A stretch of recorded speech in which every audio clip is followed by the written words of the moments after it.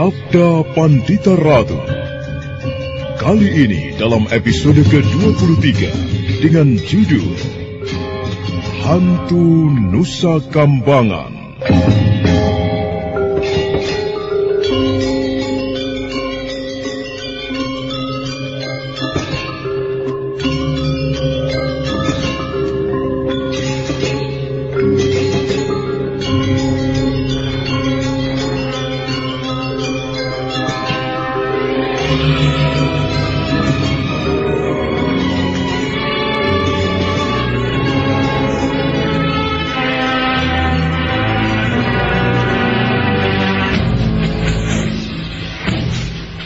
Perjalanan yang ditempuh oleh Wedung dan Badrawati kembali ke Padepokan Sekar Jati di Juwiring tidak bisa ditempuh dengan cepat karena keadaan Wedung yang terluka. Bahkan kemudian Wedung seperti mulai kehilangan kesadarannya. Badrawati segera menghentikan kudanya.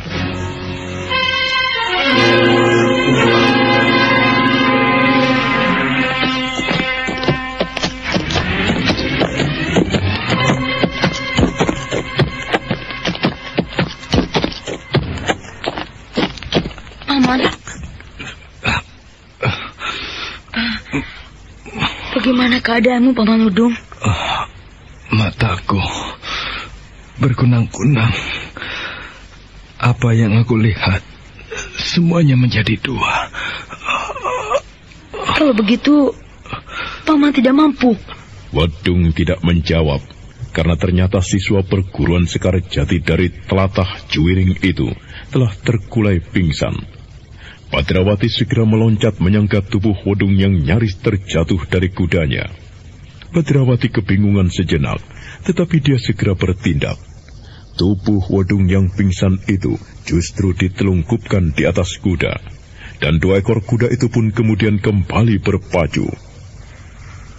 Apa boleh buat, meski kau pingsan, Paman Wedung. Akan tetapi, sebaiknya kita tidak menghentikan perjalanan.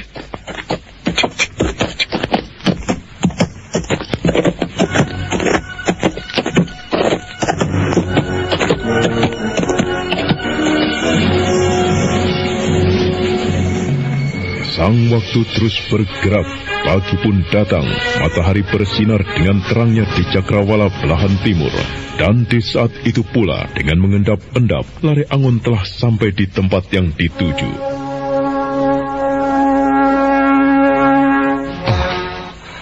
Menilik tempatnya, rupanya rumah terpencil ini yang dimaksud Kisanak Wedung itu. Iya, ada 3 ekor kuda di kandang. Dengan demikian, Wondogeni dan kedua kawannya itu tentu berada di dalam gubuk itu. Semoga saja kedatanganku kali ini tidak terlambat. Semoga Saung Songo itu belum dibunuh. Dengan mengeterapkan kemampuannya yang aneh, Lare Angon yang memiliki Raja Kalacakra itu bagaikan mampu menghisap segala suara yang timbul dari setiap langkahnya. Lare Angon bahkan telah membuka pintu tanpa didengar sama sekali oleh Wondogeni yang sedang berbaring. Lare Angon merasa lega ketika melihat sosok tubuh yang terikat. Meski tubuh itu babak belur dengan wajah bengap, tetapi jelas Saung Songo masih hidup. Lare Angon tiba-tiba terusik untuk mengetahui apa saja yang akan dibicarakan oleh Wondogeni dan dua kawannya itu.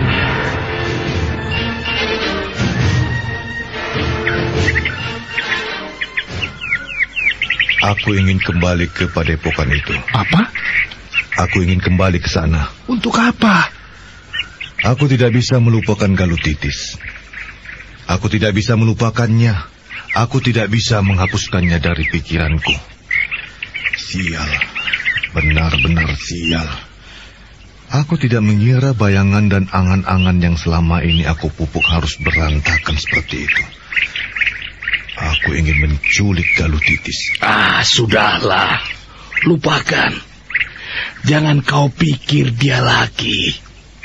Macam apapun kau membayangkannya, kau tidak akan bisa memilikinya. Kau sudah kandas, Wondogeni. Kau membuat hatiku malah semakin sakit, Pawoku. Apa kau pikir Aku juga tidak merasa sakit. Aku dipermalukan seperti itu. Kau kira tidak sakit? Cukup.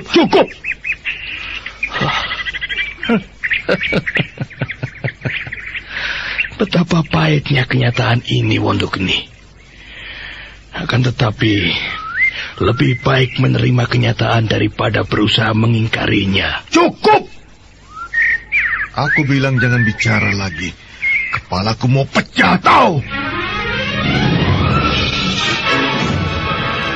Lare Angon yang mendengar bagaimana isi hati Wondogeni itu mengangguk-anggukan kepala, dan apa yang didengarnya itu menumbuhkan sebuah gagasan di dalam hati Lare Angon, maka tiba-tiba tumbuh rasa usilnya.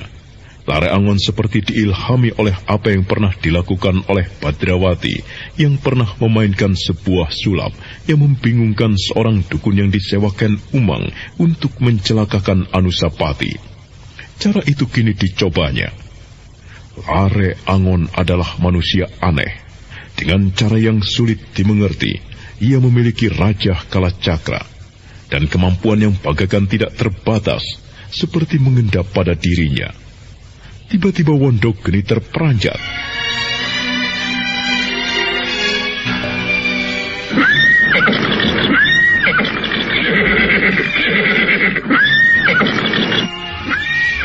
Ada apa dengan kuda-kuda itu?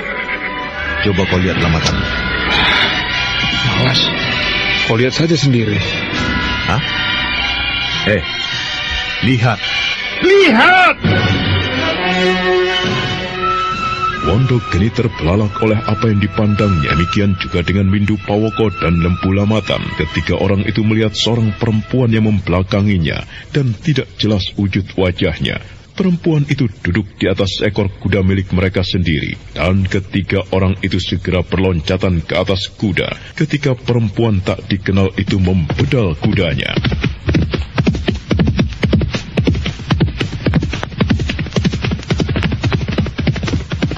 Hei, perempuan, berhenti! Jangan lari! Hei, perempuan! Berhenti! Hei, perempuan! Jangan lari!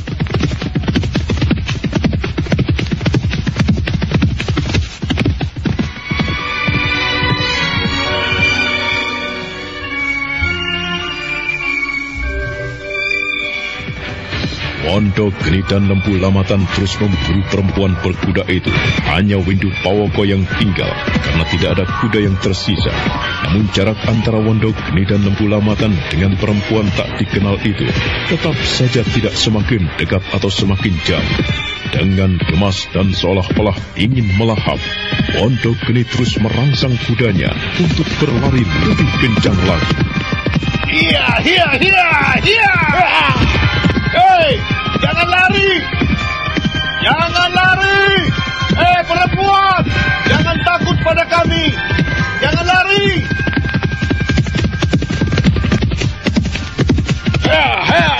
Kita harus menangkapnya. Perempuan itu paling tidak akan bisa kita gunakan untuk menenteramkan hati kita. Hiya, hiya, hiya!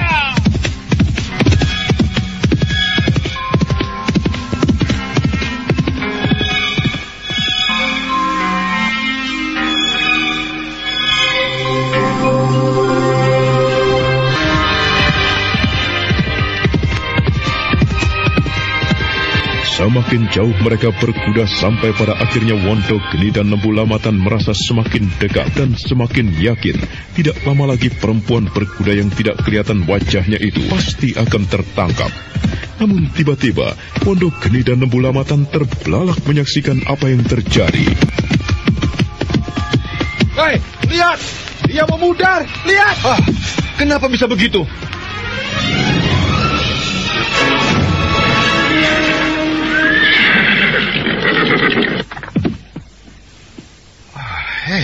Bagaimana ini? Kenapa bisa begini? Mana perempuan itu? Perempuan itu menghilang. Tidak salah. Mataku benar-benar melihat perempuan itu menghilang. Menghilang bagaimana? Ya, menghilang. Apakah kita tadi mengejar hantu? Hantu?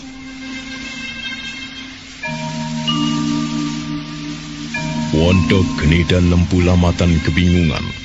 Mereka benar-benar baru saja menyaksikan sebuah keajaiban. Perempuan yang mereka kejar itu benar-benar telah hilang tak tentu rimbanya.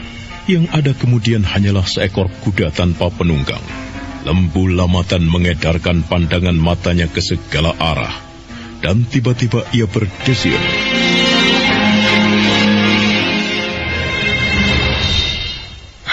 Sebenarnya, apa yang kita alami ini benar-benar terjadi, bukan? Maksudmu? Bahwa kita tadi telah mengejar seorang perempuan? Iya. Dan perempuan di atas kuda itu nampak seperti kabur. Semakin kabur dan semakin kabur.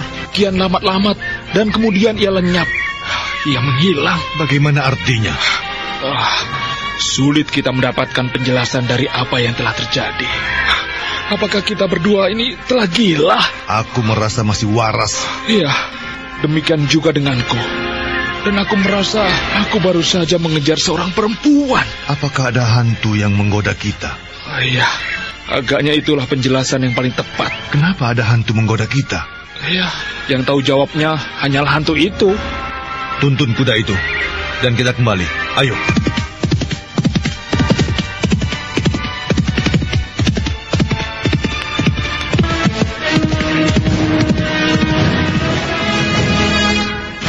Dengan benak masih diganduli rasa penasaran dan pertanyaan yang tidak terjawab, Wondo Geni dan Lembu Lamatan kembali. Keduanya berkuda dan diam tak berbicara lagi. Matahari yang memanjat semakin tinggi, seperti mengejek mereka atas kekonyolan yang telah mereka lakukan. Dan tak berapa lama kemudian mereka telah sampai di rumah tua itu kembali. Wondo Geni dan Lembu Lamatan bergegas masuk ke dalam rumah untuk melihat apakah Sawung Songo masih ada.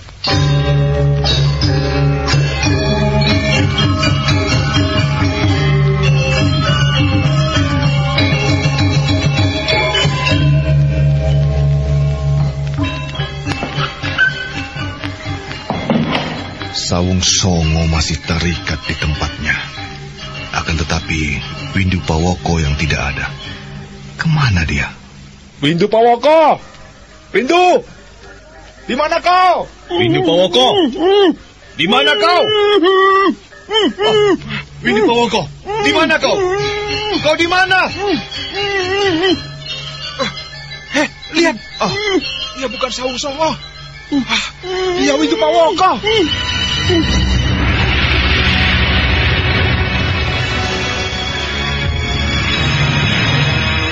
Wondo Geni terkejut melihat kenyataan bahwa yang terikat itu bukan lagi Sawung Songo, tetapi Windu Pawoko. Pemuda bertubuh kurus kering itu megap-megap ketika sumpal di mulutnya telah dibuka.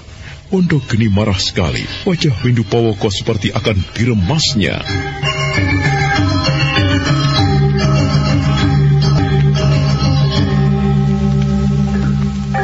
Mana dia? Mana Sawung Songo? Apa yang terjadi padamu? Cepat jawab. Apa yang telah terjadi? Supaya melakukan itu kepadamu? Siapa? Orang-orang itu mencengkeramku. Aku tidak bisa menghindarinya. Mana Sawung Songo? Mana dia? Sebaiknya kau tidak usah memikirkannya lagi, Wondo Geni.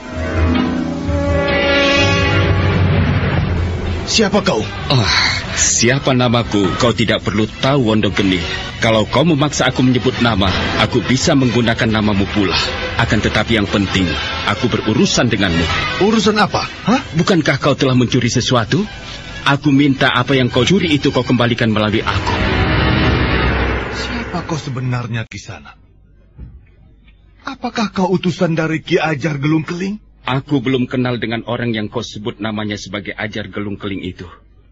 Akan tetapi aku harus berbuat di atas dan membela kebenaran. Apa yang kau lakukan di perguruan itu, aku nilai sebagai perbuatan yang tercela. Nah, jangan bertele-tele. Serahkan kepadaku. Persetan denganmu. Siapapun kau, meski tidak mau menyebut nama, aku tidak merasa sungkan untuk membunuhmu. Karena kau telah menggangguku. Iya! Aku tidak akan menghindar. Kalau kau ingin memukulku, pukul saja lagi. Atau kalau kau memiliki ajian pamungkas, Gunakan ajian yang kau miliki itu. Aku tidak akan menghindar. Gila. Yang aku hadapi ini sebenarnya manusia atau bukan? Hantaman tanganku sama sekali tidak dirasakannya.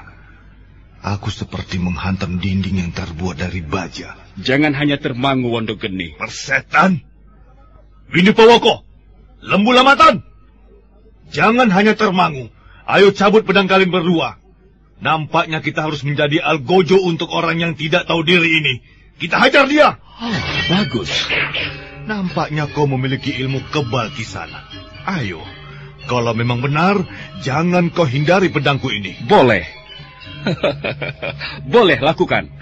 Akan aku penuhi permintaanmu itu. Aku akan tidak menghindar, silakan. Iya!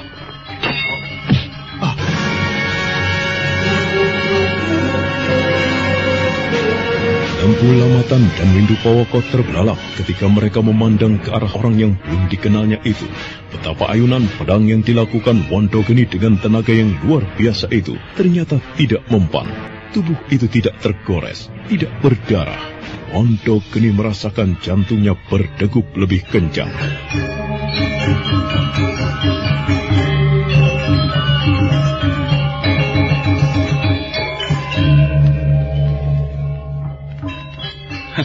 Bagaimana? Kau masih merasa belum puas, Wondogeni? Atau yang lain? Silakan kalau ingin mencoba. Aku tidak akan menghindar. Silakan. Aku akan melakukan. Boleh, silakan. Silakan. Akibat dari pameran itu benar-benar luar biasa, sangat membekas di hati Lembu Lamatan. Ia terbelalak saat melihat pedangnya yang dibangga-banggakan itu telah patah menjadi dua.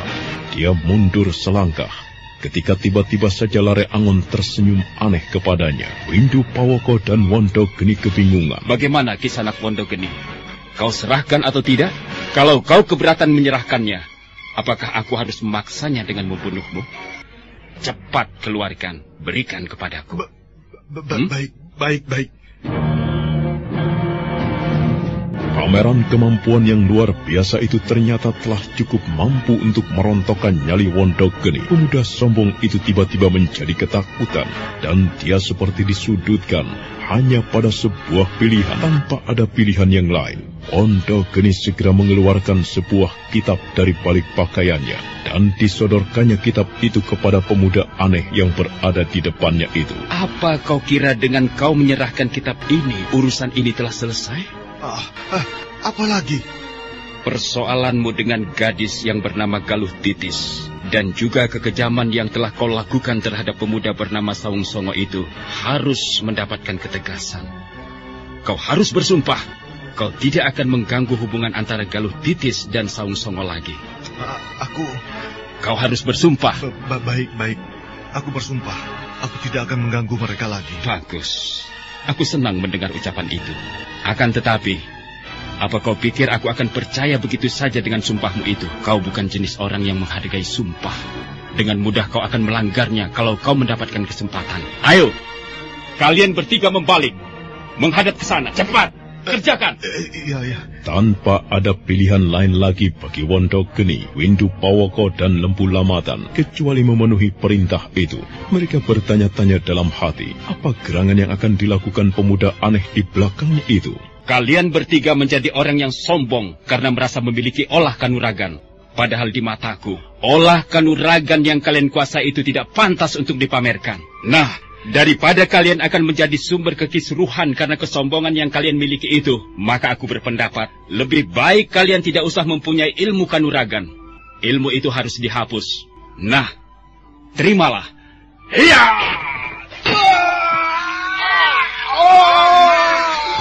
Ketiga pemuda itu menggeliat sesaat ketika Lare Angon menyambitkan sejenis senjata rahasia. Benda-benda kecil seperti paku itu masing-masing menancap di punggung mereka. Dan tidak berapa lama kemudian, ketiganya pun ambruk.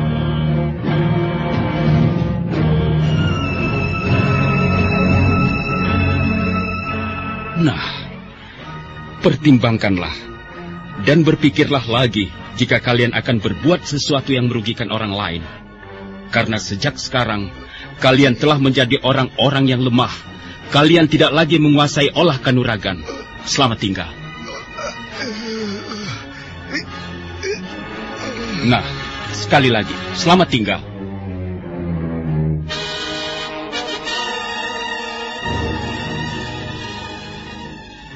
Seperti tidak terjadi apa-apa, Lare Angon telah melangkah keluar dari dalam rumah, meninggalkan mereka bertiga.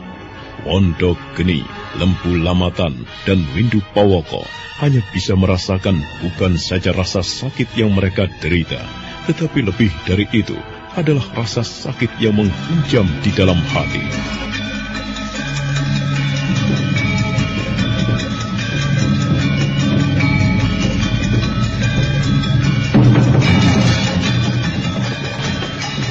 Adalah di saat yang sama, Ki Ajar Gelung-Keling yang baru saja pulang dari kaki Candi Prambanan terkejut mendengar laporan dari anak gadisnya.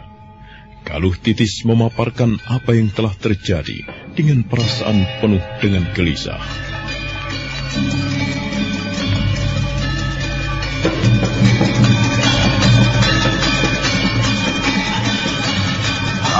Kapan itu terjadi? Kemarin, Ayah. Bagaimana keadaan Kakang Sawung Songo saat ini, aku tidak tahu. Kakang Wedung saat itu juga melacaknya. Akan tetapi, sampai sekarang masih belum juga kembali. Kau pikir, apa yang bisa dilakukan Wedung terhadap Wondo Geni?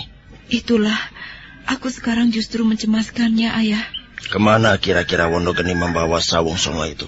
Seorang siswa yang ternyata berkomplot dengan Kakang Wondo Geni mengatakan, mereka ke Pejarakan. Pejarakan? Suruh siapkan kuda yang lain. Aku akan melacaknya. Tetapi tiba-tiba seorang siswa perguruan itu berlari-lari menghadap, dan dengan tergopoh-gopoh dia melaporkan sesuatu pada Ki Ajar Gelung-Keling. Ada apa? Maaf, Guru. Ada seorang bocah masih remaja. Dia mengantarkan Wedung dalam keadaan terluka.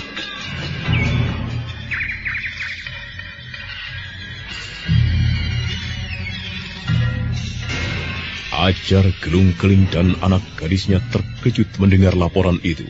Keduanya segera bergegas menuju ke halaman. Nampak di sana beberapa orang siswa sedang menggotong tubuh Wedung yang terluka. Ki Ajar merasa heran karena yang mengantarkan Wedung yang terluka hanyalah seorang bocah.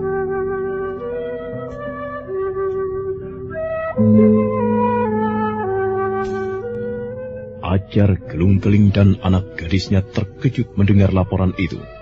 Keduanya segera bergegas menuju ke halaman. Nampak di sana beberapa orang siswa sedang menggotong tubuh Wedung yang terluka. Ki Ajar merasa heran karena yang mengantarkan Wedung yang terluka itu hanya seorang bocah. Wedung yang tidak sadarkan diri itu digotong beramai-ramai.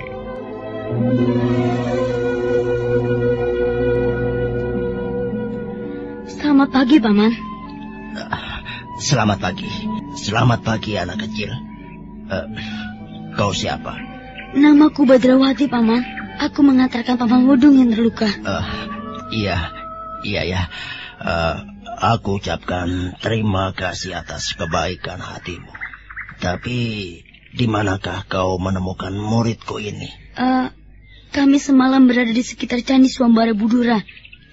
Ketika melihat seorang lelaki berkuda diburu-buru oleh 3 penunggang kuda yang lain. Ketika kami kemudian mengikutinya, yang kami temukan Paman Wedung yang tergeletak dengan anak panah menancap di punggungnya. Untung seorang pamanku, maksudku Paman Lare Angon berhasil menolongnya. Paman Lare Angon memerintahkan kepadaku untuk mengantarkan Paman Wedung kemari. Aku harus mengucapkan banyak terima kasih, anak kecil. Terima kasih. Maaf, Paman. Meski aku anak kecil, tolong Paman jangan menggunakan panggilan seperti itu. Silakan panggil aku dengan namaku. Ya. Aku mengucapkan banyak terima kasih kepadamu, Badrawati. Karena kau telah menolong salah seorang siswaku. Tetapi sebenarnya masih ada seorang lagi siswaku yang harus ditolong. Katakan, ke arah mana 3 penunggang kuda itu? Yang Paman maksud Tentu Sawung Songo. Kau tahu? Kau tahu bagaimana nasibnya Badrawati?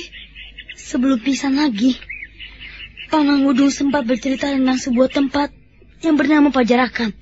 Pajarakan? Jauh sekali. Tempat itu memang jauh. Demikian juga dengan Suambara Budura. Semalam, aku terus berkuda tanpa berhenti menuju ke tempat ini. Bagaimana, Ayah? Kita harus menolongnya. Semoga saja Wondogeni dan yang lainnya itu tidak menjadi gila dan membunuh calon suamimu. Bagaimana dengan Kakang Sawung Songo, Ayah? Aku menyarankan kepada Paman Gelung Keling dan Bibi Galuh Titis untuk tidak perlu ke sana. Kenapa? Paman Lare Angon telah berbagi tugas kepadaku. Aku bertugas mendahului ke padepokan ini, sedang Paman Lare Angon yang harus menolong seseorang di Pajarakan itu. Jarak perjalanan kami memang agak jauh. Hingga barangkali tengah hari nanti Paman Lare Angon datang dan membawa kabar. Aku sarankan kepada Paman dan Bibi sebaiknya segera merawat Paman Wudung. Ia banyak kehilangan darah. Dengan cekatan, para siswa merawat Wedung yang mulai siuman. Wajahnya sangat pucat karena luka yang menjamah punggungnya memang cukup dalam. Galuh Titis dan ayahnya berbicara di sudut pendopo. Mereka berbicara berbisik-bisik. Badrawati yang mampu mendengarkan percakapan itu melalui aji sabta pangrungu hanya tersenyum-senyum. Bagaimana, Ayah? Apakah kita penuhi saran bocah itu? Kita tidak perlu menyusul karena ada seseorang yang bernama Lare Angon yang telah berusaha menolongnya. Sebaiknya kita tetap terus berangkat menuju ke Pajarakan itu. Yang bernama Lare Angon itu belum tentu sanggup menolong Sawung Songo. Iya, Ayah. Aku juga baru saja berpikir demikian. Akan tetapi, sebaiknya kita tanyai Wedung lebih dulu. Nampaknya dia sudah siuman. Kakang Wedung? Iya. Bagaimana keadaanmu, Kakang? Aku agak lebih enak. Tapi punggungku terasa kejang dan perih sekali. Menilik lukamu, anak panah yang menembus punggungmu menancap cukup dalam, Wedung. Dan nampaknya kau telah mendapatkan perawatan yang agak aneh dan mengagumkan. Siapa yang melakukannya, Wedung? Bocah bernama Badrawati, Guru. Bocah itu? Benar, Guru. Nampaknya ia bukan bocah sembarangan. Ia bocah luar biasa. Pamannya yang bernama Lare Angon sedang berusaha menolong Sawung Songo, Guru. Katakan sekali lagi dengan kejernihan hati, Wedung. Benarkah bocah itu yang membantu merawat lukamu? Aku mengatakan yang sebenarnya, Guru. Hanya orang yang berilmu sangat tinggi yang mampu melakukan hal ini. Dia masih bocah. Ia memang mempunyai keanehan, Guru. Apa, Wedung? Bocah itu memiliki sebuah raja. Dia memiliki sebuah raja? Pamannya yang bernama Lare Angon itu juga memiliki sebuah raja di telapak tangannya, Guru. Raja? Benar, Guru. Bocah itu menunjukkan raja itu padamu? Iya, Guru. Di tangan kiri, berwujud tatapan mata? Bukan. Raja itu berada di tangan kanan dan tidak berwujud tatapan mata. Mereka menyebutnya Kalacakra. Jagat Dewa Batara. Bagaimana, Ayah? Jika benar apa yang dikatakan Wedung, kita tidak perlu menyusul ke Pajarakan. Kita temui lagi bocah itu, Titis. Baik, Ayah.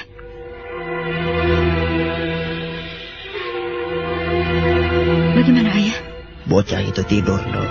Candi Suambara Budura jauh sekali di sebelah barat, dan ia berkuda sejauh itu membawa Kakang Wedung. Pasti saja perjalanan yang meletihkan dan merepotkan. Tentu saja ia kecapean, Ayah, dan tertidur. Mungkin karena mengantuk. Sebaiknya kita bangunkan bocah itu. Suruh dia tidur di sebuah bilik. Jangan, Ayah. Jika ia dibangunkan, barangkali malah tidak bisa tidur lagi. Mari kita mendekat. Aku ingin melihat apakah di telapak tangannya memang benar terdapat sebuah raja. Baik, Ayah.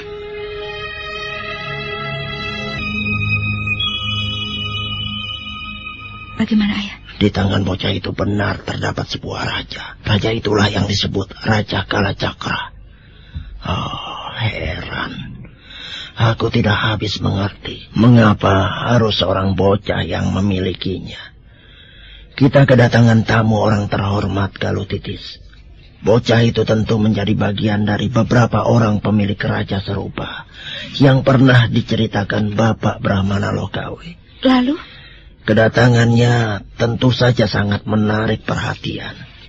Lalu, bagaimana dengan Kakang Sawung Songo, Ayah? Aku menduga bocah itu berbicara bersungguh-sungguh. Kelihatannya yang berbicara hanyalah seorang bocah. Akan tetapi dia tentu mempunyai kelebihan dari orang lain, termasuk soal Sawung Songo. Benar apa yang dikatakannya. Kita tidak perlu menyusul ke Pajarakan. Kita tunggu saja kedatangannya. Ya, aku kira pamannya yang bernama Lareangon itu tentu mempunyai kemampuan yang luar biasa. Wondogeni dan Pawoko serta Lembu Lamatan tentu tidak akan mempunyai arti apa-apa. Tetapi aku sangat gelisah, Ayah. Kita tunggu sampai tengah hari.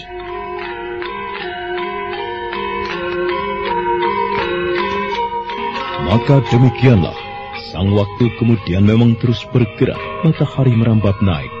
Tak seorang pun para cantrik atau para siswa padepokan Sekar Jati itu yang mengganggu Badrawati yang tidur lelap. Mereka memandangi dari kejauhan dengan menggeleng-gelengkan kepala. Galuh Titis yang merasa gelisah, ada kalanya mendekati bocah itu dan memperhatikan dengan bersandar dinding. Suasana di padepokan itu pecah oleh datangnya seekor kuda yang berderap.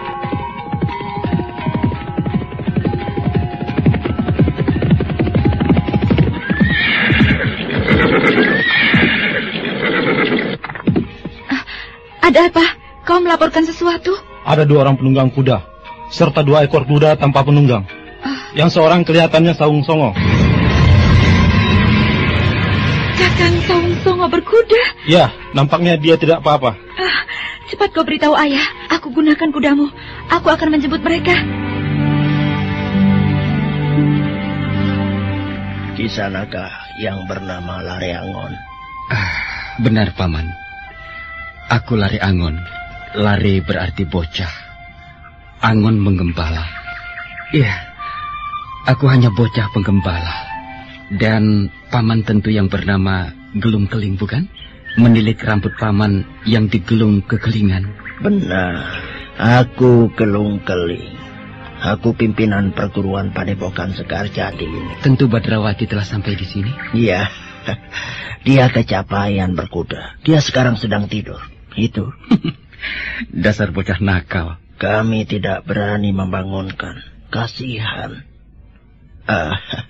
Bagaimana keadaanmu, Sawung Songo?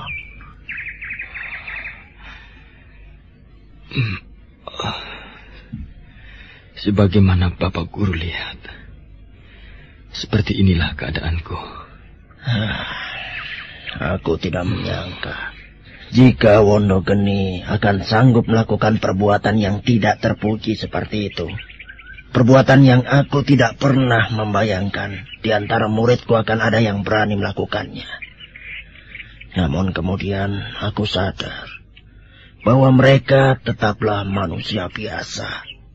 Adalah manusiawi dan lumrah jika manusia melakukan kesalahan. Kesalahan adalah merupakan bagian dari manusia itu sendiri. Bagaimana dengan mereka? Aku tidak tahu, Guru. Kisanak tentu yang paling mengetahui. Sebelumnya, aku terpaksa minta maaf kepada Paman. Kenapa? Karena aku terpaksa menghapus kemampuan kanuragan mereka. Kisanak Lareangon membunuh mereka? Tidak sampai membunuh mereka, Paman. Aku hanya menghapus kemampuan mereka agar mereka tidak bertindak sewenang-wenang. Terima kasih, Kisanak Lareangon. Terima kasih, karena Kisanak telah melakukannya. Jika aku tentu tidak mempunyai kesanggupan untuk melakukan hal itu. Karena mungkin aku masih menyimpan rasa iba kepada mereka. Dan aku menemukan benda ini, Paman. Aku serahkan kepada Paman. Terima kasih. Terima kasih, anak muda. Kitab ini adalah benda yang paling berharga yang dimiliki perguruan Sekarjati atau Kembang Jati. Merupakan sebuah aib dan bencana bagi kami jika kitab ini hilang. Namun Kisanak telah menemukan dan menyerahkan kembali kepada kami. Galuh Titis. Iya, Ayah. Beritahu para endang di belakang. Suruh mereka menyiapkan jamuan. Baik, Ayah.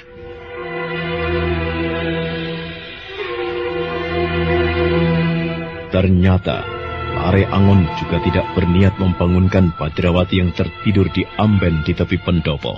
Lare Angon hanya tersenyum melihat ulah Badrawati yang tidak peduli dan tidur di sembarang tempat tanpa merasa sungkan pada tuan rumah.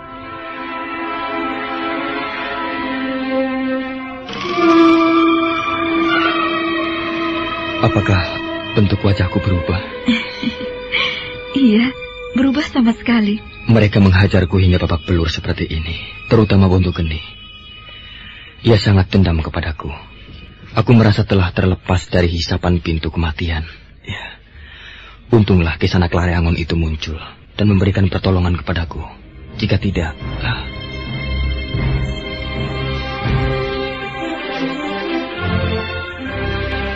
Galuh Titis mencoba menyentuh pipi Saung Songo yang membengkak kebiru-biruan. Dada gadis itu mengombak serasa ingin ikut merasakan apa yang disandang kekasihnya itu. Galuh Titis kemudian menjatuhkan diri dan Saung Songo memeluknya dengan lekat dan erat. Wondogeni benar-benar telah kepanjingan demit. Ia telah mata gelap dan tidak melihat apapun kecuali gemuruh dendamnya kepadaku. Mereka menghajarku hingga babak belur seperti ini. Terutama Kakang Wondogeni. Ia sangat dendam kepadaku. Aku merasa telah berada di depan pintu gerbang kematian.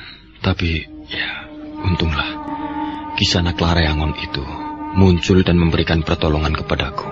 Jika tidak, entah bagaimana nasibku. Jika tidak, aku akan sangat kehilangan Kakang. Memang mengerikan setelah aku membayangkan kehilangan Kakang Saung Songo. Ini menjadi sebuah pelajaran bagiku, Titis. Sebuah pelajaran yang sangat berharga. Apa yang Kakang maksudkan? Aku harus berlatih semakin keras, agar aku tidak gampang dikalahkan orang lain. Iya, selama ini aku kurang berusaha melatih diri. Ketika aku dengan mudah dipecundangi oleh Wondogeni, terbukalah mataku. Bahwa aku tidak boleh bermalas-malasan, aku harus bekerja keras. Itu bagus, Kakang. Menurutku, Kakang memang harus berlatih dengan lebih keras. Jika Kakang mempunyai kemampuan yang tinggi, Kakang bukan saja mampu melindungi diri sendiri, akan tetapi juga melindungiku, Kakang. Gara-gara perbuatan Kakang Wondogeni, untuk apa aku memanggil dengan sebutan Kakang kepada Wondogeni sekeparat itu? Gara-gara Wondogeni, perkawinan kita yang seharusnya berlangsung menjadi kalang kabut dan kacau balau. Untung saja pesta perkawinan itu tidak mengundang sama sekali orang-orang dari luar Padepokan dan hanya melibatkan serta diketahui oleh keluarga perguruan saja, Kakang. Galuh Titis, perkawinan itu hanyalah tertunda. Tertunda tidak berarti gagal. Oh ya, bagaimana dengan Wedung? Ya, meski wajahnya tidak babak belur seperti Kakang, akan tetapi lukanya mungkin malah lebih parah dari Kakang. Menurut ayah, ia nyaris mati. Namun, seseorang telah menolongnya dengan sebuah cara yang aneh, Kakang. Cara apa, serta di mana letak keanehannya, aku tidak tahu. Mungkin hanya ayah saja yang bisa melihatnya. Bagaimana? Bagaimana sebenarnya lukanya? Sebuah anak panah telah menyengat punggungnya, cukup dalam. Jika anak panah itu mengenai jantung atau hati... Kasihan. Kalau Kakang akan menengoknya, ayo, aku tuntun. Rasanya aku masih mampu berjalan tanpa dituntun, Galuh Titis. Aku yang ingin menuntunmu, Kakang. Ayolah. Galuh Titis kemudian segera menuntun calon suaminya menuju ke bilik di mana Wedung beristirahat. Saung Songo benar-benar merasa terharu melihat pengorbanan sahabatnya itu yang nyaris mati dalam usaha menolong dirinya. Saung Songo menyentuh tangan Wedung. Mata yang terpejam itu pun kemudian terbuka.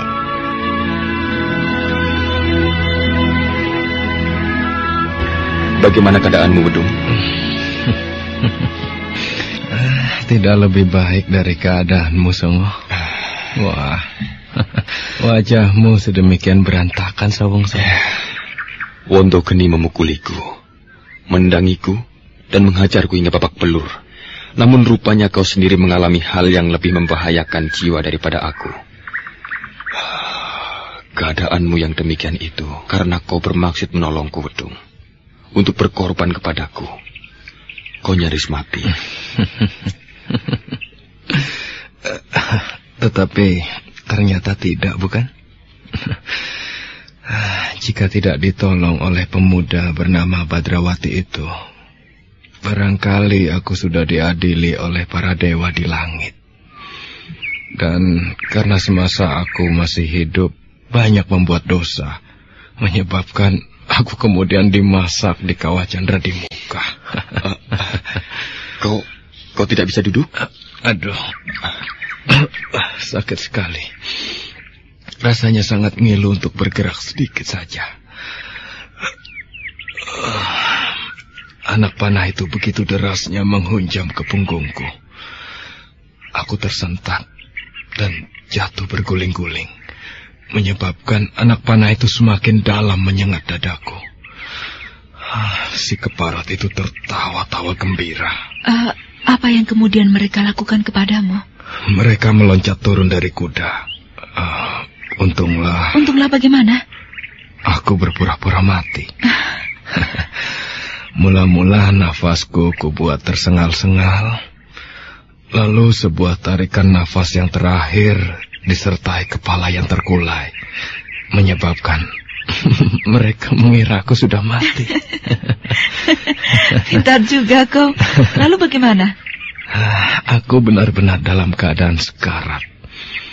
Anak panah yang menyengat punggung itu membuatku benar-benar lumpuh dan tidak berkutik. Aku kemudian tidak sadarkan diri.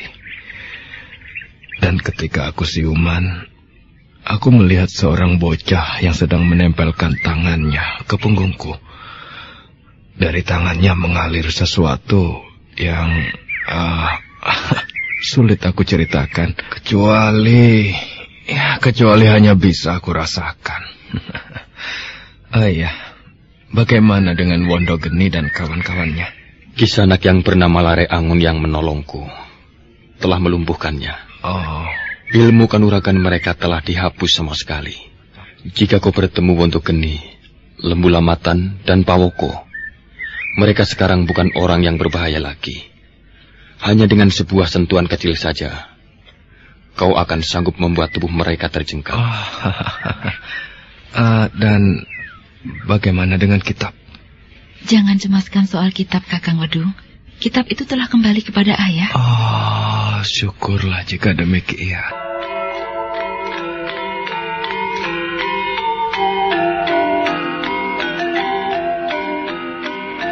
Demikianlah, sang waktu terus bergerak tergelincir dari pusat siang. Lare Angon yang beristirahat dengan duduk berangin-angin itu nampak berpikir keras. Serasa ada sesuatu yang membuatnya gelisah. Tak jauh di depannya, Badrawati masih tidur dengan lelapnya di atas balai-balai bambu yang terletak di sudut pendopo padepokan.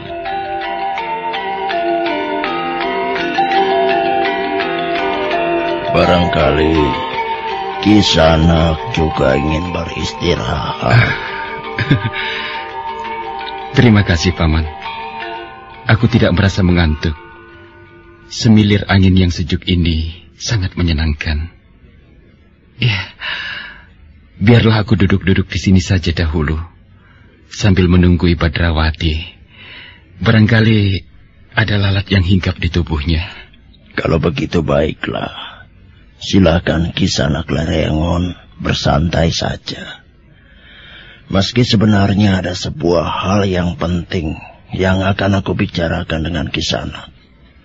Namun rasanya tidak pada tempatnya jika aku langsung menyampaikan. Silakan saja, Paman Gelung Keling. Dengan senang hati aku akan mendengarnya. Akan tetapi sebaiknya nanti saja, anak mas. Jika anak Ngger Badrawati itu sudah bangun, baru kita bicarakan bersama. Nah, anak mas, silakan beristirahat. Karena aku harus mengerjakan sesuatu. Silakan, Paman.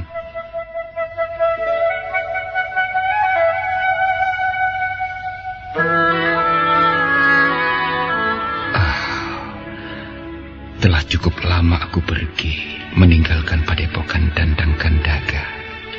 Dan waktu yang diberikan Kameswara itu semakin menipis. Justru di saat waktu semakin tipis seperti ini, jejak pemilik Raja Mata Ketiga itu mulai aku temukan. Sejak semalam, ada sesuatu yang membuatku cemas dan gelisah. Akan tetapi, tetap saja aku tidak bisa menemukan apa penyebab kegelisahanku itu. Oh, iya, sebaiknya Badrawati segera aku bangunkan. Kami tidak boleh berlama-lama tanpa melakukan sesuatu.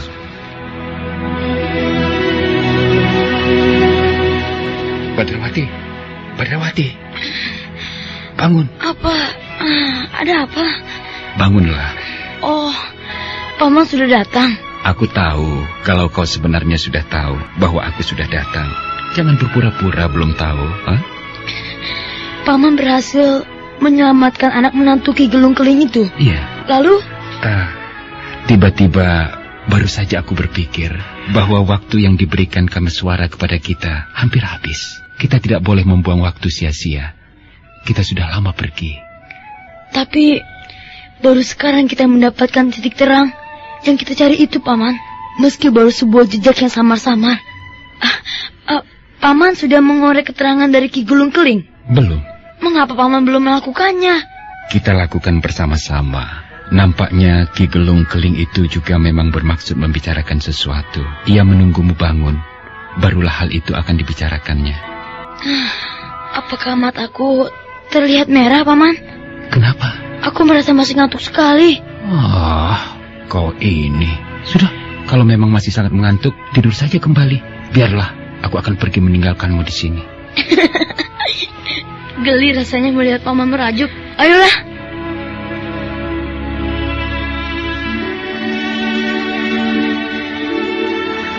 Ayah memanggilku?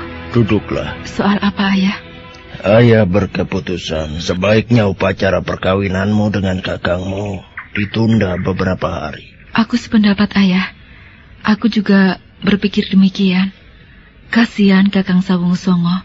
Wajahnya tidak keruan. Dan ada kemungkinan malam nanti ayah akan pergi. Kemana? Dengar, Galutitis. Para tamu kita itu adalah orang-orang yang memiliki Raja Kalacakra. Kau ingat apa yang diceritakan Bapak Brahmana Lokawe ketika dulu sempat singgah ke tempat ini? Iya. Ingat bukan? Iya, Ayah. Aku ingat. 2 orang di antaranya sekarang berada di rumah kita. Keberadaan mereka tentu berurusan dengan Panji Saprang. Panji Saprang yang telah menyebabkan kematian pamanmu, Haryo Panular. Ayah bersama-sama dengan kedua orang itu akan mendatangi orang yang ayah ceritakan memiliki Raja Mata di telapak tangan itu. Mungkin. Aku ikut, Ayah. Aku tidak mengizinkan Galutitis. Sayang sekali jika ayah keberatan. Aku tidak menghendaki sesuatu terjadi pada dirimu. Sebaliknya, Ayah. Aku yang berada di rumah dan ayah tinggalkan, aku akan gelisah memikirkan ayah. Tidak perlu kau gelisahkan aku, Titis.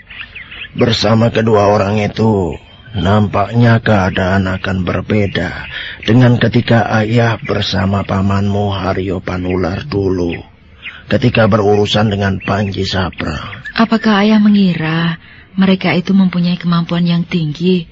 Perhitungan ayah demikian, Titis. Ia masih bocah, Ayah. Nanti akan aku usahakan sebuah cara agar mereka mau mempertontonkan kemampuannya pada kita, bahwa pemuda yang bernama Lare Angon itu mampu mengalahkan Wondogeni, Lamatan, dan Pawoko. Tentu bukan pemuda sembarangan.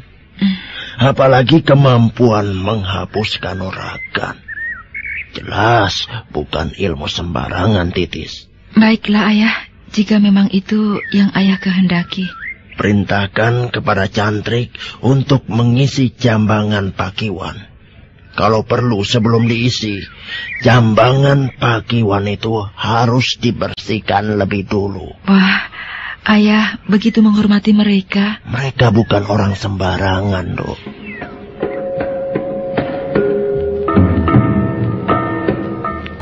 Maka demikianlah, ketika matahari agak doyong ke arah barat, Badrawati dan Lare Angon diundang untuk berbicara di ruangan khusus yang terletak di bangunan induk. Ruangan khusus itu ternyata ruangan sanggar kanuragan. Badrawati menebarkan pandangannya, menjelajahi segenap sudut ruangan khusus itu. Perhatiannya tiba-tiba tertuju kepada sejuntai cambuk yang dipajang di dinding. Karah yang mengkilat-kilat nampak menghiasi ujungnya.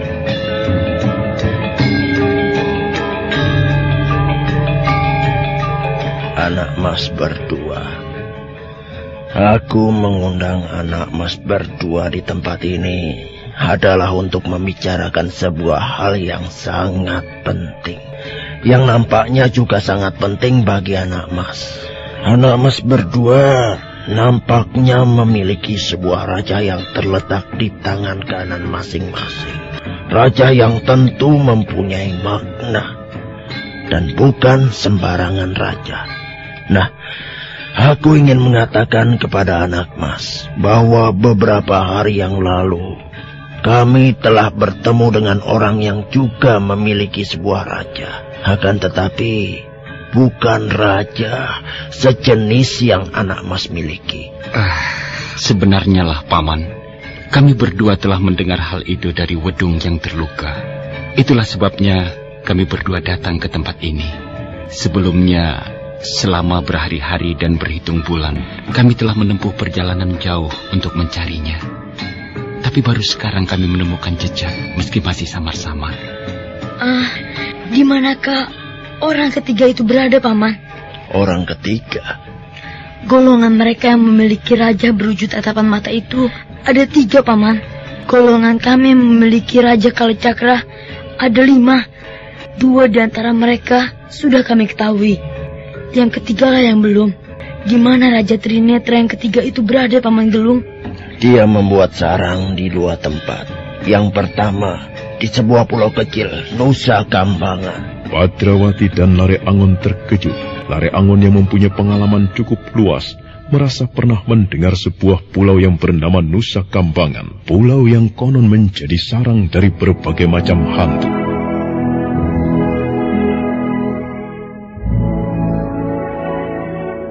Badrawati dan Lare Angon terkejut.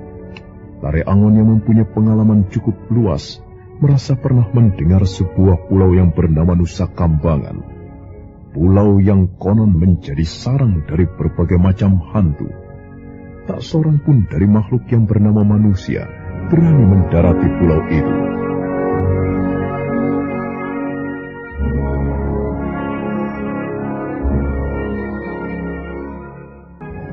Nusa Kambangan.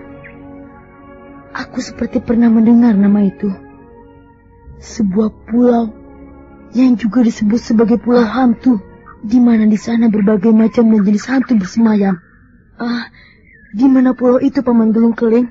Sebagian orang menyebut pulau itu sebagai pulau hantu, meski pulau itu berada tidak jauh dari pantai Cilacap.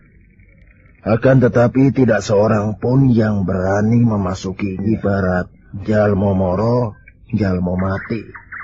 Sato moro, sato mati. Manusia datang, manusia mati. Binatang memasukinya, binatang pun akan mati.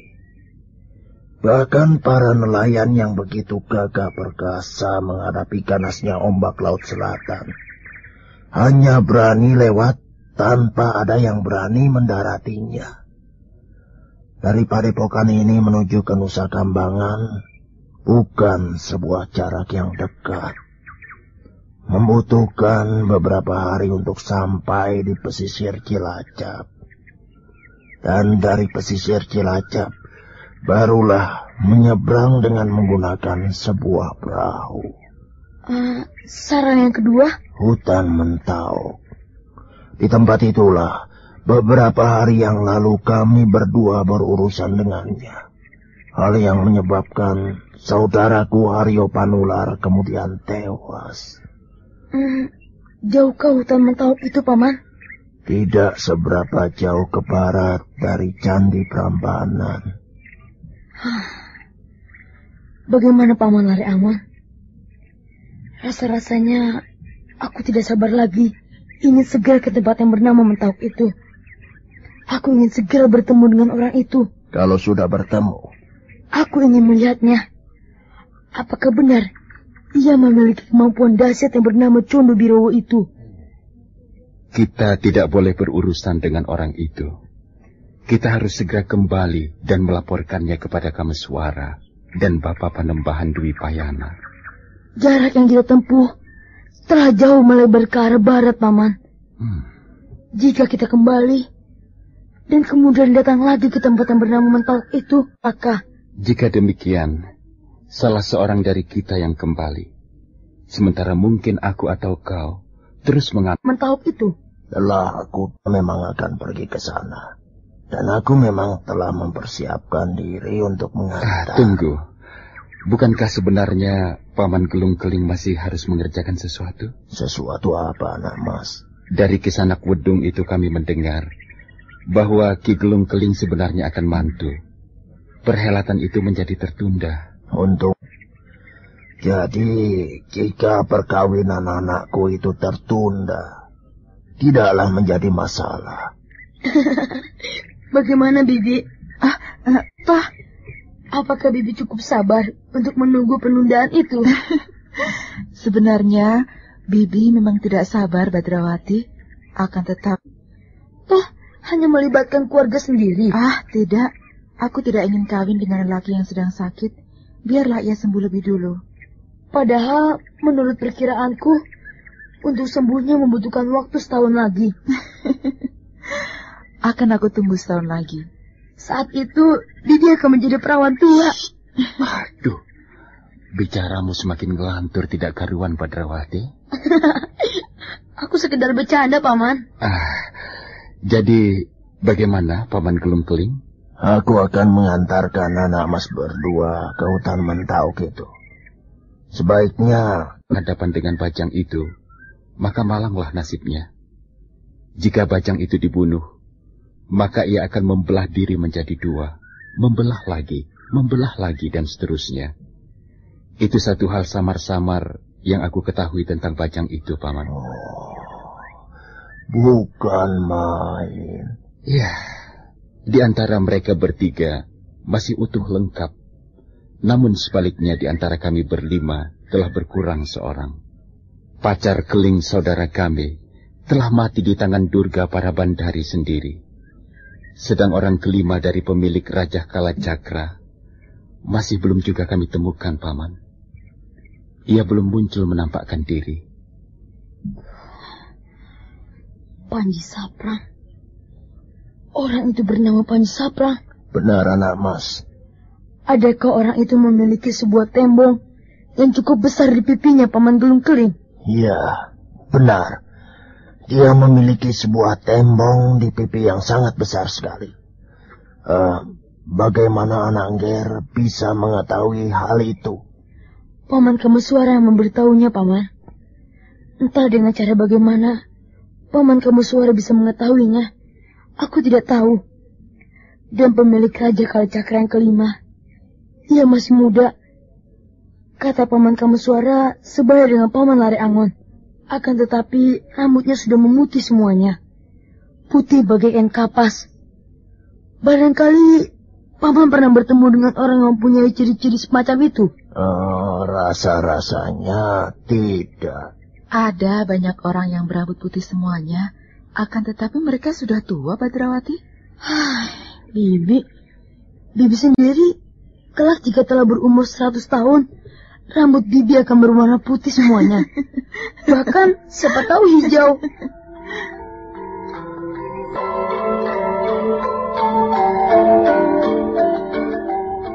Demikianlah pembicaraan di antara mereka itu kemudian terus berlangsung, hingga kemudian Badrawati dan Lare Angon tidak keberatan untuk bercerita tentang orang-orang yang memiliki raja dengan segala latar belakangnya.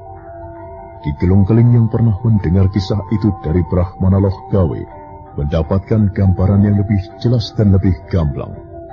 Galuh Titis ikut menyimak kisah itu dengan perasaan tegang.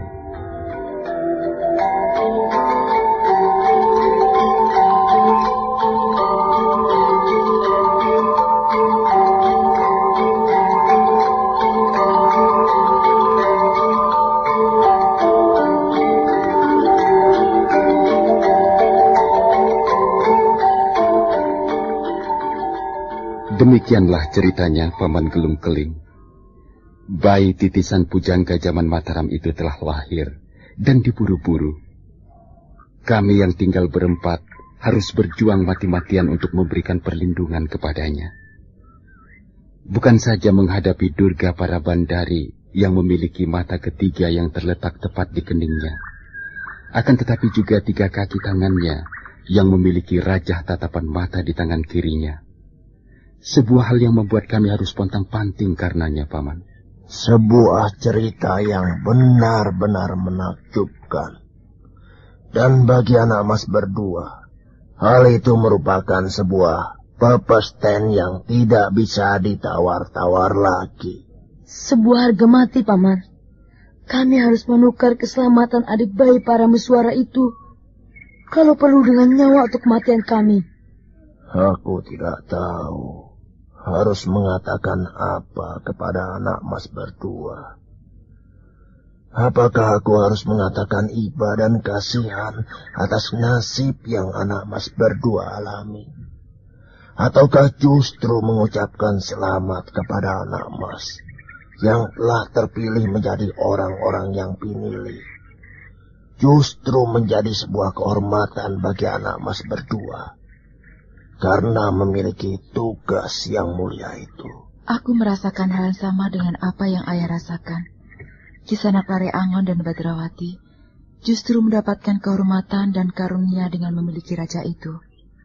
Kematian sebagai tebusan bukanlah sesuatu yang harus ditakutkan.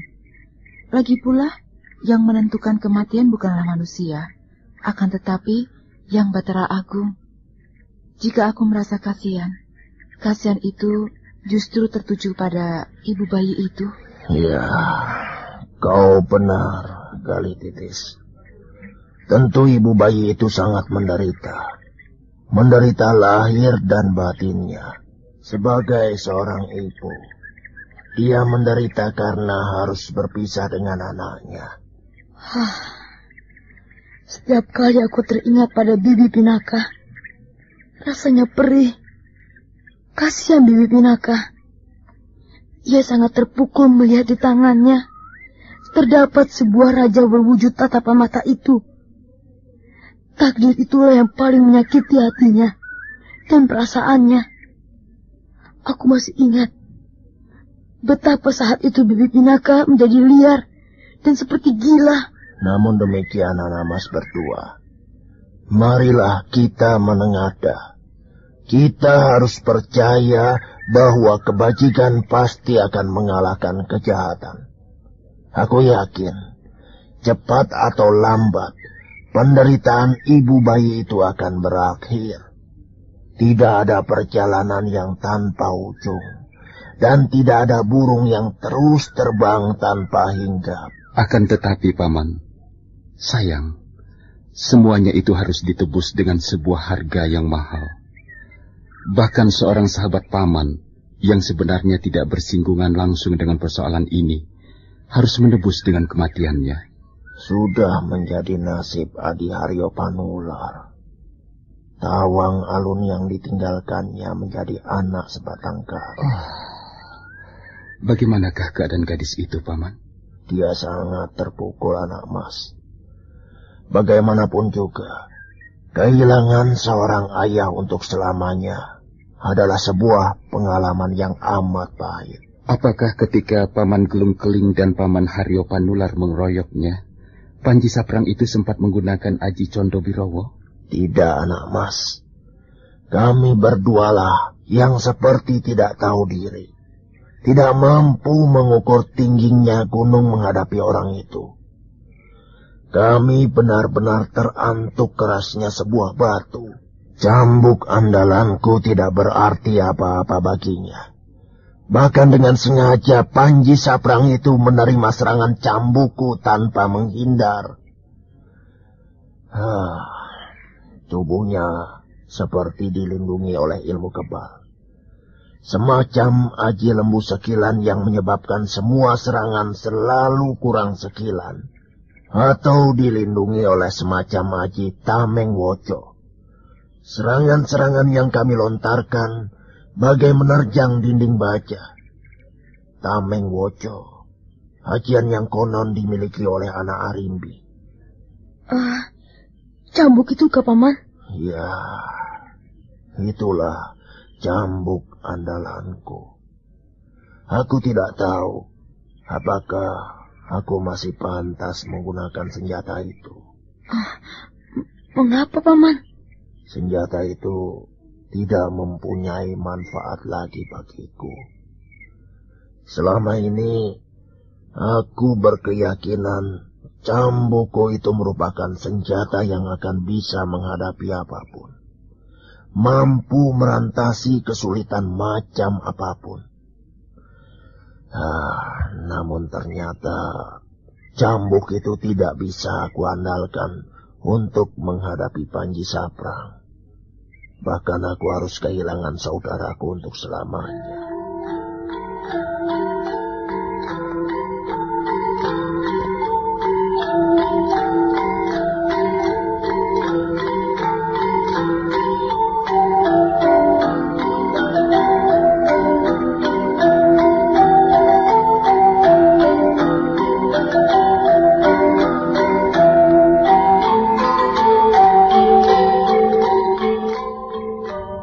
Kembali suasana menjadi hening.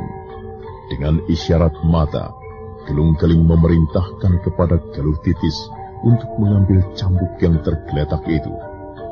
Galuh Titis segera melaksanakannya.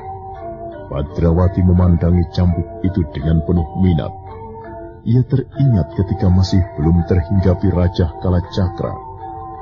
Ia adalah seorang penggembala kambing yang akrab dengan cambuk.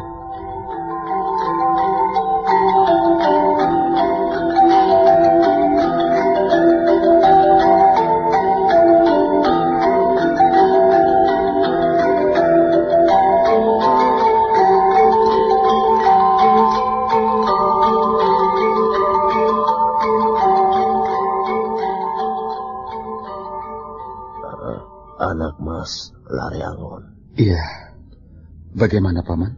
Apakah anak Mas merasa keberatan jika aku menitipkan cambuk ini kepada anak Mas? Oh, Paman Gelung Keling bermaksud menitipkan benda ini kepadaku? Iya. Kenapa? Menitipkan bagaimana yang Paman maksudkan? Aku merasa aku sudah tidak pantas lagi memegang benda ini.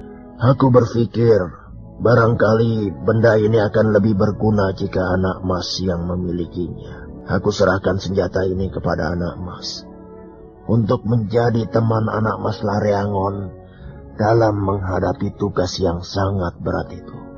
Juga sebagai tanda terima kasihku kepada anak Mas, yang telah membantu menyelamatkan calon menantuku, dan juga atas kembalinya kitab pusaka perguruan yang dicuri oleh Wondogeni.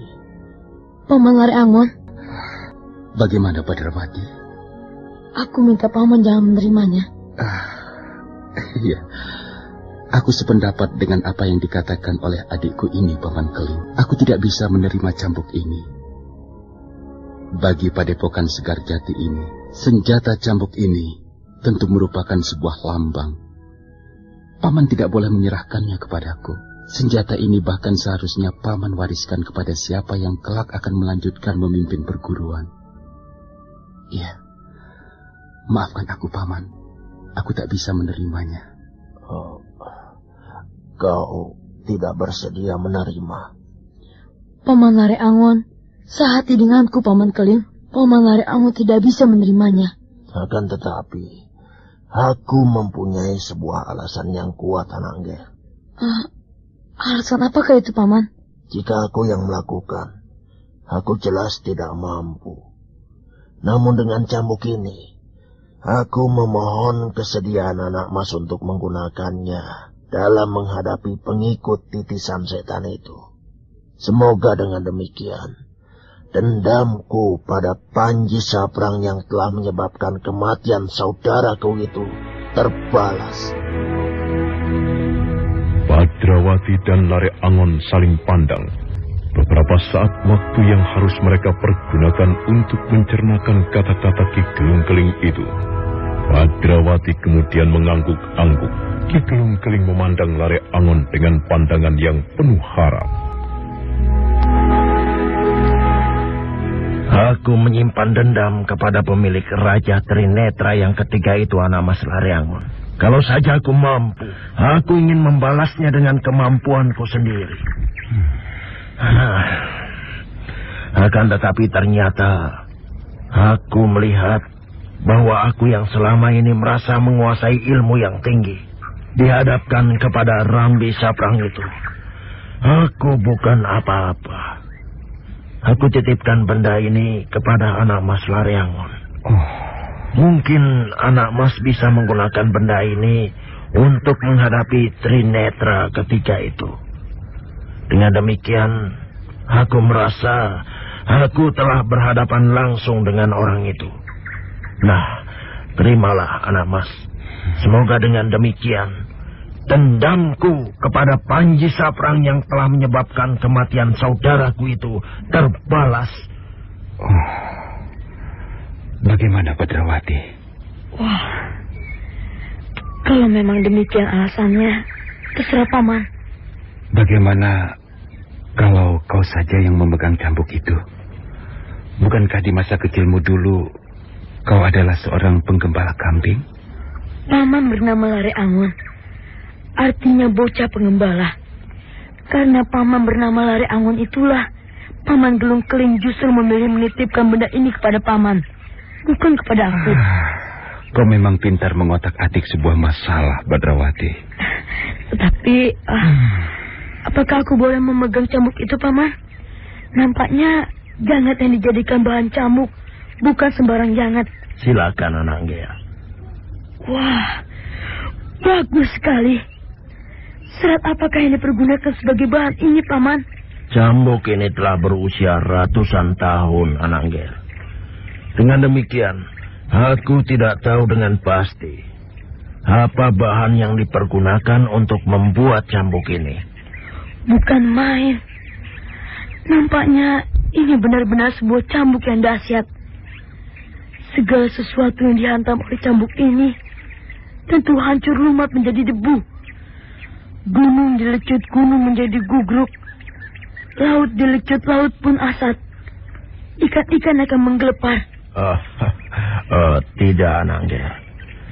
Anangger membuat perumpamaan terlampau berlebihan. Tetapi senjata ini lentur sekali, Paman Lare Angon. Di samping lentur dan luas, juga jangkauannya lebih panjang daripada pedang atau senjata yang lain.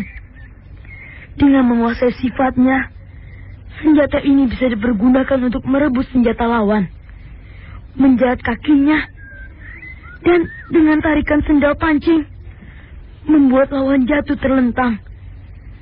Apalagi jika dilecutkan dengan kekuatan sepenuhnya, suara ledakannya tentu mampu merobek gendang telinga. Iya, ternyata kaulah yang justru tertarik, Badrawati. Bolehkah aku mencobanya, Paman Gelung Keling?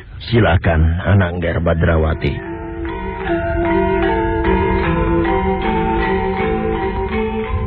Badrawati mengurai ujung lilitan cambuk, memegang pangkalnya dengan pegangan yang kukuh. Badan cambuk kemudian dipelurutnya hingga ke ujung yang semakin mengecil. Karah-karah baja yang tersentuh tangannya terasa dingin.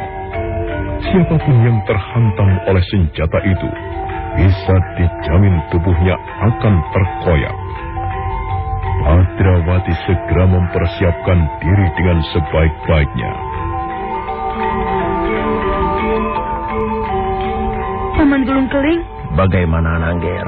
boleh aku meminjam sasaran? Maksud anak Ngger? Batu gilang itu akan aku jadikan sasaran cambuk ini, Paman.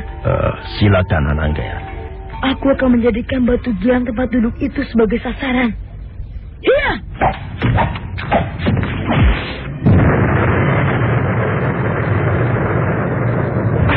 Ayah!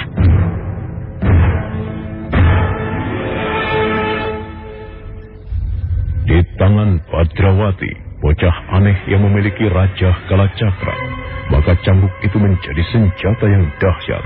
Kekuatan kasat mata yang dimiliki bocah itu serasa mengalir menjiwai cambuk yang demikian diayunkan, menyebabkan batu terbelah menjadi dua. Ki Gelung Keling terpaku di tempatnya, sedangkan Galuh Titis seperti terkunci mulutnya. Badrawati terkagum-kagum pada cambuk yang dipegang. Bukan main. Cambuk ini luar biasa sekali. Lihat. Meski aku telah menggunakan sedemikian rupa, akan tetapi serat-seratnya tidak lecet sama sekali. Lagi pula, senjata ini sangat luas. Selama ini aku tidak pernah berpikir bahwa cambuk adalah senjata yang lentur kegunaannya. Senjata ini bisa dibuat kaku seperti pedang, namun juga menggeliat lemah seperti seekor ular bandotan. Silakan, Paman Lare Angon. Paman Gelung menitipkan senjata ini kepada Paman. Nampaknya kau justru berminat, Badrawati. Tidak. Paman Keling menitipkan senjata ini kepada Paman, bukan kepadaku. Bagaimana, Paman Keling? Nampaknya Badrawati yang justru berminat pada senjata ini. Aku tidak keberatan. Bagiku, siapapun di antara anak mas berdua tidaklah begitu penting. Jika anak Ngger Badrawati sangat berminat pada senjata itu, aku menyerahkannya kepada anak Ngger. Nah, bagaimana, Badrawati? Aku... Dengan senjata itu, kau seperti harimau yang tumbuh sayap, Badrawati. Tanpa senjata, kau seorang bocah yang aneh dan sakti mandraguna. Maka dengan senjata cambuk itu, kau akan menjadi semakin luar biasa. Dengan senjata itu, kau bisa membuat Panji Sabrang itu sebagai bulan-bulanan. Benarkah Paman ikhlas menitipkan senjata ini kepadaku? Aku bersungguh-sungguh, anak Ngger. Aku benar-benar ikhlas menyerahkan senjata itu kepada anak Ngger. Baiklah, aku terima cambuk ini, Paman. Akan tetapi, Paman sekedar menitipkan, kelak senjata ini akan kukembalikan pada Paman. Terserah, anak Ngger. Aku hanya berpikir senjata itu tidak boleh tidur. Senjata itu harus bermanfaat untuk membela kebenaran, melawan kejahatan. Maka demikianlah, pertemuan di dalam sangkar Kanuragan itu telah usai. Badrawati dan Lare Angon telah kembali ke dalam bilik yang khusus disediakan untuk mereka. Tinggal Galuh Titis dan ayah kandungnya yang masih berada di tempat itu.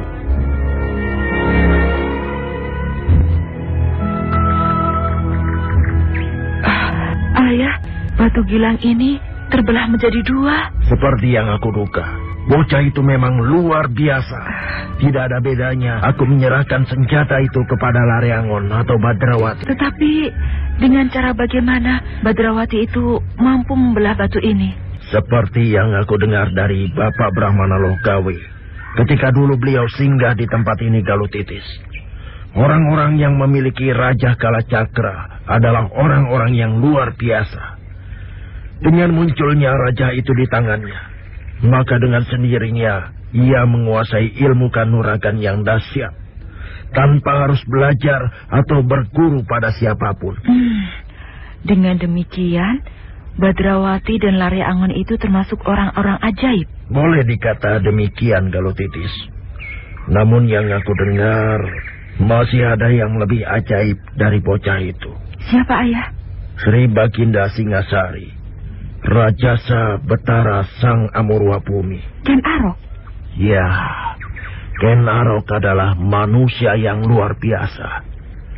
Dia adalah titah pinilih yang memang dikehendaki oleh para dewa. Ia membawa pertanda kasih dewa-dewa di langit. Dan konon siapa yang membawa pertanda kasih semacam itu akan menjadi raja besar di tanah Jawa ini. Ken Arok, sakti mandraguna tanpa berguru pada siapapun. Kesaktian dan kemampuan yang dimilikinya seperti menyatu dan menjadi bagian tubuhnya sejak dia lahir ke bumi ini. Lalu, Ayah? Orang Kinasi yang kedua adalah permaisurinya. Tuan Putri Kendedes? Kau benar, Galutitis. Tuan Putri Kendedes juga perempuan pinilih. Ia manusia yang membawa sifat Ardana Iswari. Apa arti sifat Ardana Iswari itu, Ayah? Ardana Iswari adalah perempuan yang melahirkan raja-raja. Apakah Tuan Putri Kendedes itu juga membawa kesaktian bersamaan dengan kelahirannya? Tidak, Galutitis. Dia berbeda dengan suaminya. Ciri-ciri khusus yang menandai bahwa ia adalah perempuan Ardana Iswari. Keluar cahaya aneh dari betisnya. Bapak Brahmana Lokawi menyaksikan sendiri kejadian itu. Wah, lalu orang pinilih berikutnya siapa, Ayah? Tidak ada. Akan tetapi orang yang mempunyai pertanda aneh banyak. Yang paling aneh adalah Durga Parabandari. Jika pada umumnya manusia memiliki dua buah mata, ia memiliki mata ketiga. Sebuah mata yang terletak di keningnya. Durga Parabandari ini adalah lambang dari kegelapan. Apakah Ayah sudah pernah bertemu dengannya? Belum, anakku. Akan tetapi jejak-jejak keganasannya sudah Ayah lihat. Lebih sakti manakah, Ayah, antara Ken Arok dengan Durga Parabandari itu? Ayah tidak tahu, Galutitis.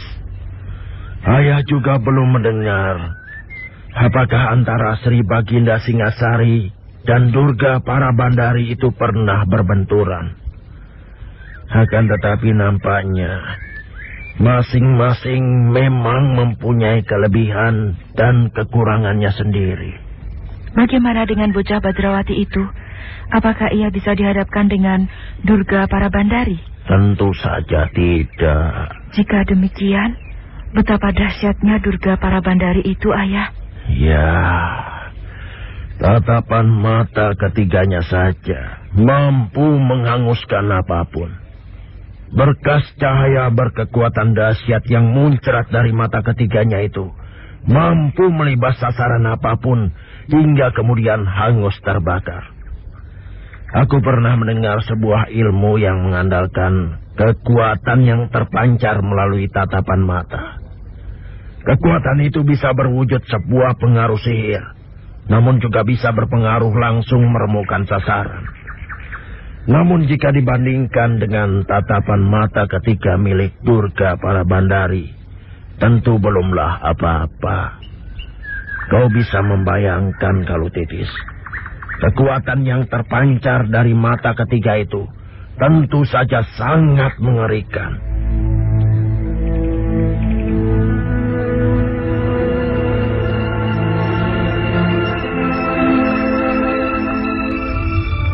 Seiring dengan waktu yang merambat, maka matahari pun semakin doyong ke langit belahan barat.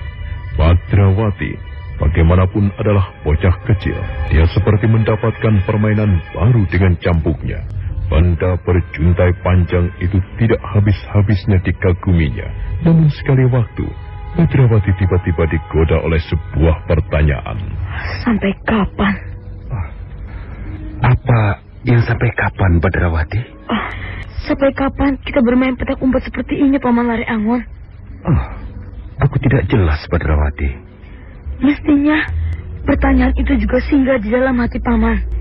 Sampai kapan kita harus bermain-main dengan permainan yang ada kalanya terasa tanpa ujung dan pangkal ini? Jika pertanyaan itu muncul, tentu ada alasannya. Cobalah kau uraikan, Badrawati. Apa alasanmu hingga kau bisa bertanya seperti itu? Adik bayi itu masih kecil, Paman. Iya. Lalu?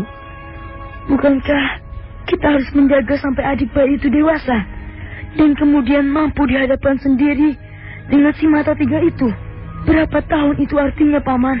Lama sekali. Itukah yang kau pikirkan, Badrawati? Apakah hal itu tidak sempat terfikir di benak Paman? Sudah pernah aku pikirkan, Badrawati. Akan tetapi, aku tidak memandangnya sebagai perjalanan waktu yang terlampau lama dan menjemukan. Tetapi, ya, sebagai sebuah keharusan. Seandainya saja... Seandainya bagaimana, Badrawati? Paman pernah mendengar bahwa suatu hari kayangan yang menjadi tempat bersemayam para dewa diserang oleh raksasa yang menginginkan mengawini bidadari. Kisah apa pula itu? Kayangan kalang kabut. Lalu tampillah seorang bocah, bahkan masih bayi, yang sanggup menghadapi dan kemudian membunuh raksasa itu. Bayi itu adalah anak Arimbi. Apakah kau melihat adanya sebuah persamaan, Badrawati? Yang sama adalah bahwa pelaku utamanya sama-sama masih bayi. Yang membedakannya, anak Arimbi itu dimasukkan ke dalam kawah candra di muka oleh para dewa, digembleng di sana. Hingga dalam waktu yang singkat, bayi itu telah berubah menjadi seorang pemuda yang tampan, yang telah siap untuk dibenturkan melawan raksasa yang mengobrak-abrik kayangan. Lalu? Aku hanya sekedar membayangkan, seandainya adik bayi itu mengalami peristiwa seperti yang dialami anak Arimbi yang bernama Tetuka itu, kita tidak perlu menunggunya berlama-lama, bahkan bertahun-tahun. Kau ini... ada-ada saja kau, Badrawati. Badrawati tidak tersenyum. Rupanya bocah itu memang sedang bersungguh-sungguh dengan angan-angannya. Lare Angon menjadi geli mencernakan pemikiran bocah itu, yang ada kalanya memang mengejutkan dan tidak terduga-duga.